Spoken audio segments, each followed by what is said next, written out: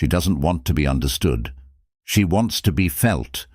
And if you're looking for logic, you'll never survive inside a woman's desire, because what turns her on isn't what you think. It's not muscles. It's not money. It's not compliments.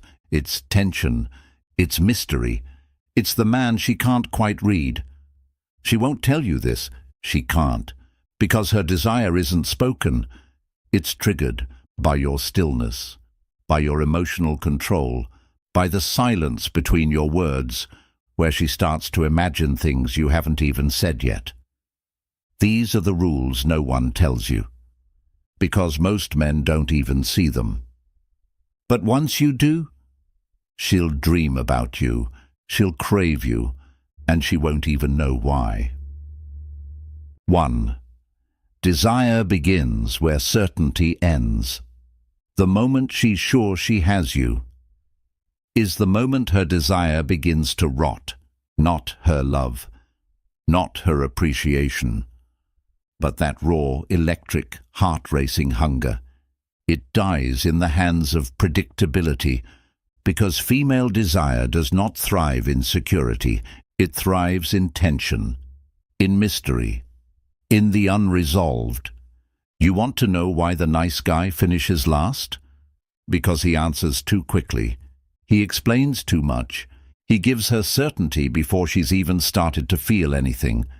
And desire, real desire, is born in that sacred space between what she feels and what she's unsure she's allowed to feel. You don't need to be toxic. You don't need to be cold. But you do need to remain unpredictable. Here's the Stoic truth. The more she knows you want her, the less she has to feel, because now her nervous system relaxes. And when her nervous system relaxes too early, the tension that creates lust fades into emotional flatline. It's not that she doesn't like you. It's that she no longer has to earn you. And women don't crave what they already possess. They crave uncertainty with boundaries. Not chaos, but unresolved intensity. The moment she finds herself saying, "Why didn't he text back yet? What's he thinking right now? Did I say too much?" That's when desire is alive. It's not logical, it's biological. She needs to feel like she's leaning in, not because you're pulling away, but because you're not chasing, because you're living, you're in motion, and she's not quite sure where she stands yet. That not knowing, that's the sweet spot where her fantasies take shape. Most men destroy that too soon. They overshare, overcommit, overpromise. They kill the suspense. They become emotionally obvious. They hand over their cards too early and wonder why she stopped texting back. Here's the paradox. She will never fully relax around the man she fantasizes about. And she will never fantasize about the man she completely relaxes around too soon. So what do? You slow everything down. You move with intention, not impulse. You flirt with your eyes, not your words. You answer when you choose to answer, not when she expects it. And when she asks what you're thinking, you smile and say, "Not ready to share that yet."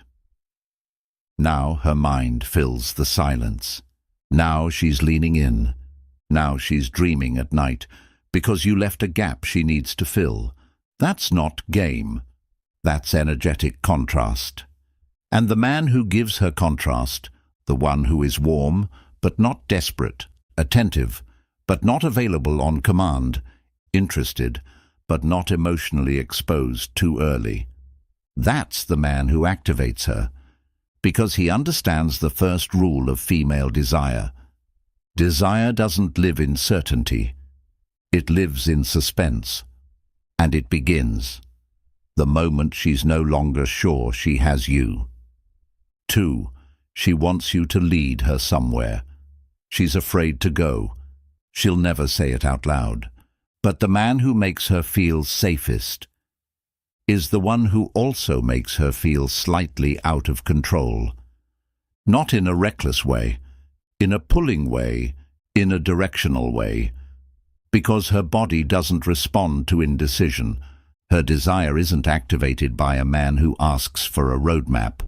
It's activated by the man who becomes the map and dares to lead her somewhere she didn't expect to go.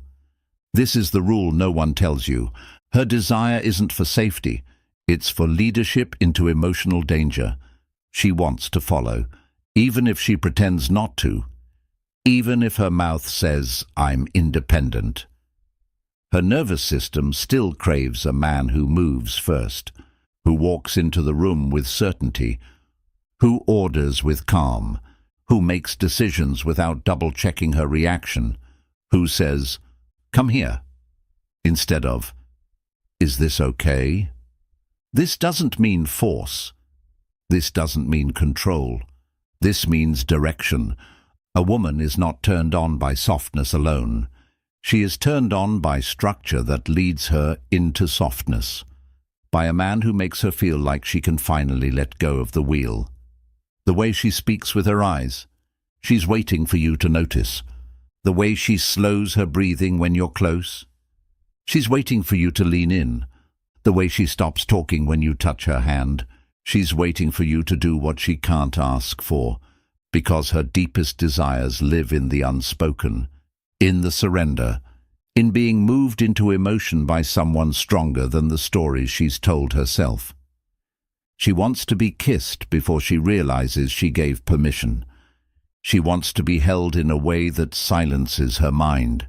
She wants to be told, "I like the way you hesitate.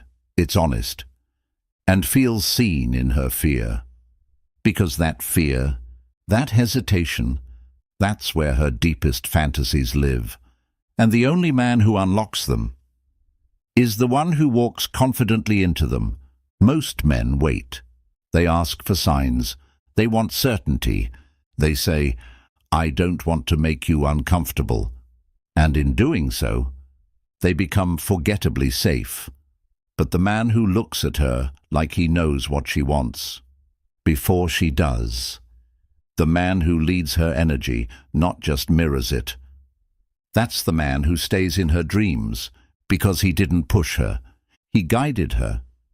He took her by the hand, not just physically, but emotionally, and led her into a version of herself she only shows to the right man. That's the trick. She's not hiding her desire.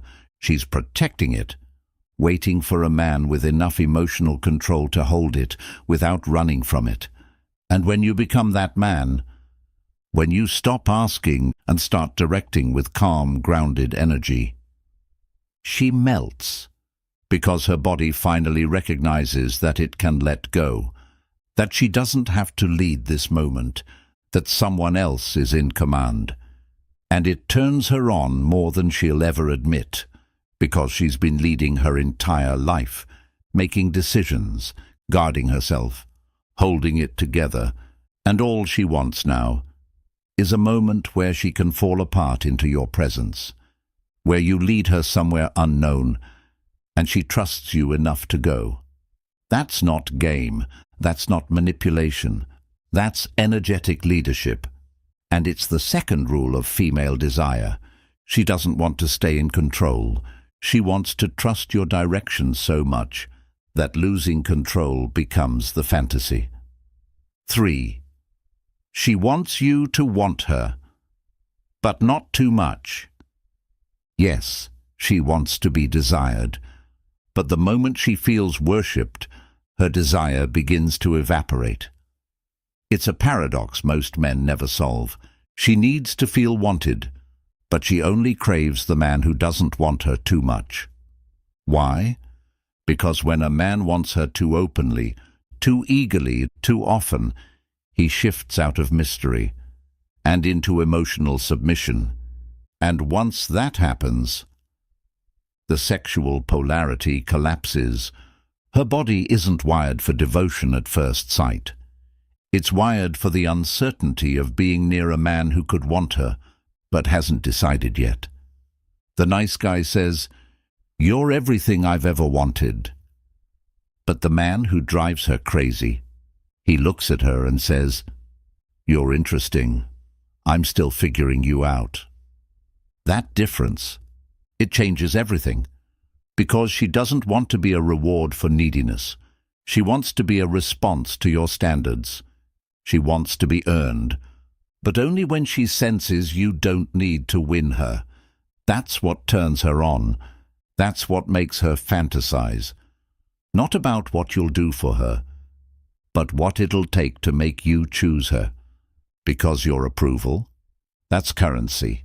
And if you hand it over too quickly, without effort, without contrast, without making her feel the tension of not having it yet, she stops feeling pulled toward you. Desire dies. Why? Because you've made it too easy. And female desire does not thrive in ease. It thrives in the pursuit of emotional elevation. She wants to feel like you see her, yes, but only after she's shown you why she deserves to be seen. Not because you're cold, not because you're manipulative, but because you have emotional discipline. You want her? Of course you do. But you don't need her, and you damn sure don't broadcast your obsession before she's shown you her soul. That restraint, that tension, that calm hunger held just beneath the surface. That's seductive. It's the energy that says, yes, I want you, but I won't chase you. You'll feel it when I decide the moment's right. And now she leans in, because you've made your desire feel earned, not automatic, not performative, but precise.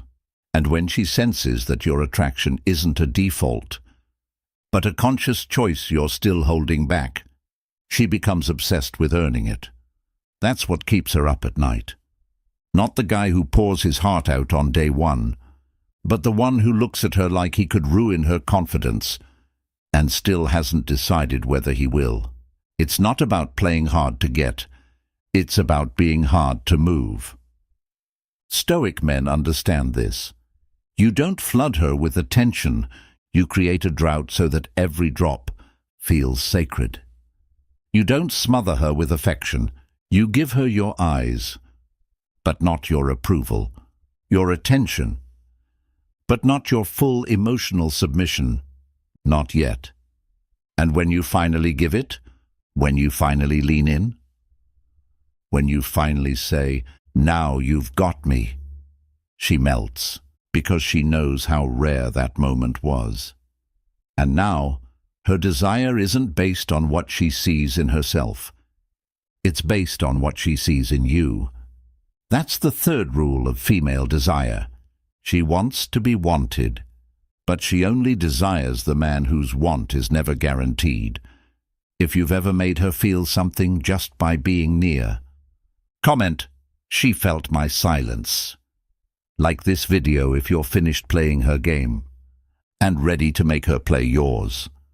Subscribe if you want to master the real rules of attraction.